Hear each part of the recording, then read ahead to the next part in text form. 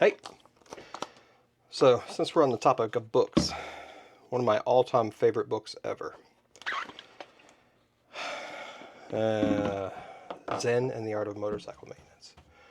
So, as I'm here, I'm all sweaty. I just left my morning workout, which you guys know I've been trying to teach you every morning.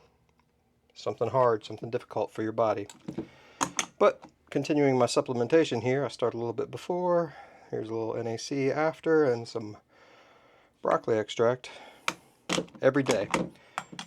But we're here to talk about Zen and the Art of Motorcycle Maintenance. So, Robert something Persing. So, we'll go. Robert Persing wrote this book in 1974 called Zen and the Art of Motorcycle Maintenance. Now, I know that we've talked about a lot of different philosophies. I don't think we've ever talked about Zen. It's not that important. I think I break them down so that you get the gist of all of them. But Zen and the Art of Motorcycle Maintenance, if you read the book, which I know you're not going to read because, let's face it, none of you guys read anymore. But if you read the book, it starts out pretty weird. It's the story of a father and son, and father's two friends, married couple. They're going on a motorcycle trip cross country.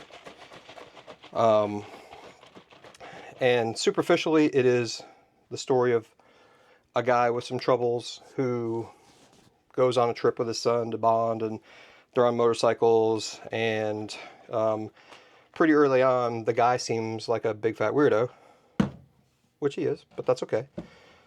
But he drives an old bike. Instead of riding a new bike, he rides an old motorcycle, and he's always working on it. And his friends are always on the newest, best motorcycle. They never do their own maintenance. They're always confused about why their brand new stuff doesn't work as well. And they're always taking it to the shop to have something done, and it's always costing them more and more money. Meanwhile, this guy, he's on a bike that's old. It's been paid for forever. It costs him hardly anything at all to run.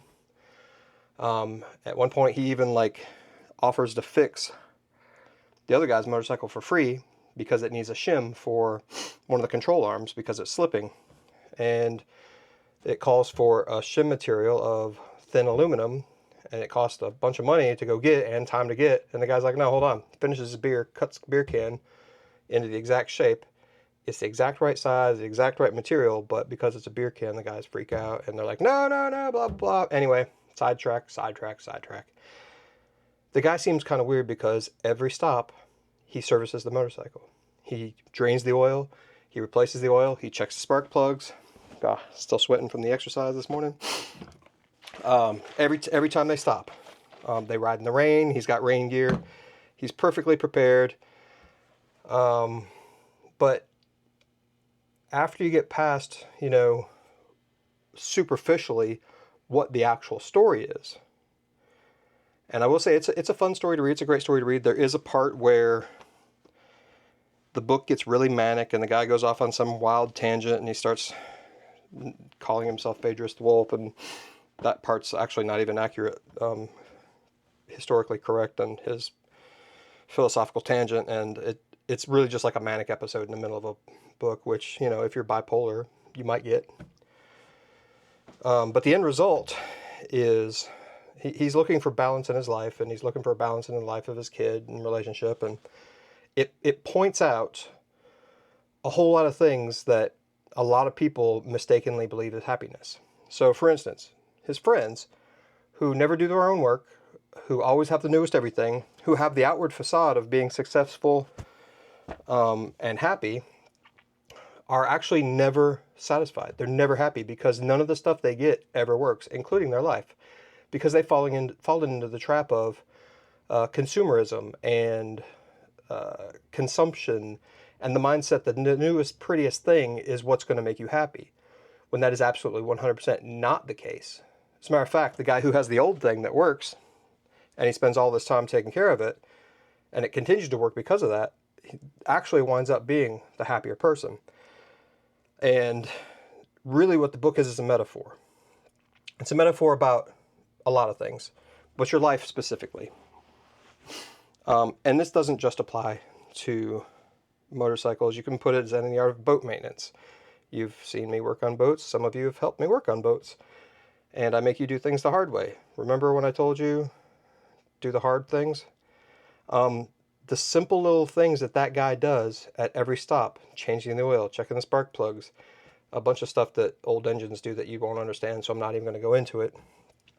But let's say all those simple things that he consistently does when the other people don't do it at all and wonder why their stuff doesn't work is also a metaphor for your life. So I just got back from the gym. You know I go to the gym every morning. And I'm happier because of it. I'm maintaining my body. It's like the oil change at every stop. The supplementation right here that I'm doing, I know it's things that my body needs that I can't get.